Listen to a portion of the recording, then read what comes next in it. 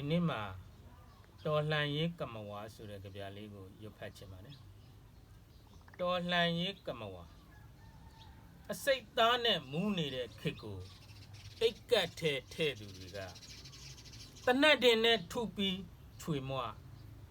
ငိမ့်ချမ်းရေးလက်သုံးချောင်းကို RPG နဲ့ချိုးချီပြတယ်ဆေးရုံတွေဘုံချပြည်သူအိမ်တွေပြကြခြေတခြားလက်တခြား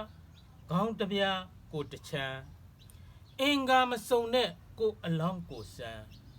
ဘယ်ဖျားထံမှာတရဏဂုံတောင်းရမှန်းမသိတော့တဲ့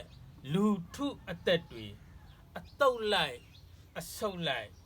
တဖြုတ်ဖြုတ်ကြွေလွင်ပါဇက်မှာအလိန်အညာပြည်တင်နာတွေခြုံပြီးဖက်စစ်စနစ်တည်မြဲရေးတရားအားထုတ်နေတဲ့ခွေးနာကငိမ့်ချမ်းရေးဥတန်ထဟစ်ပြတာကဆက်ဆုပ်เสียမင်းတို့ကလူတက်တနက်ကင်ပြီးပြည်သူကိုတတ်တယ်ငါတို့ကဓမ္မလက်နဲ့ကင်ပြီးအာနာရှင်စစ်ကိုဖြုတ်တယ်မင်းတို့ကပြည်သူကိုတစေချောက်ငါတို့ကအာနာရှင်နှထင်ကိုပြန်ထောက်နိုင်တဲ့တမိုင်းခေဦးကိုရောက်ပြီရဲဘော်တို့စစ်အနိုင်တိုက်ရေးဟာ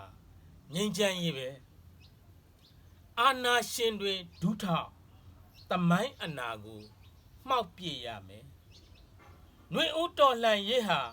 ငါတို့ရဲ့မြေတန့်ဓမ္မတေးပဲရဲဘော်တို့ညီညွတ်ခြင်းဟာတော်လှန်ရေးကမ္မဝါဖြစ်တယ်ရဲဘော်တို့ညီညွတ်ခြင်းဟာတော်လှန်ရေးကမ္မဝါပဲ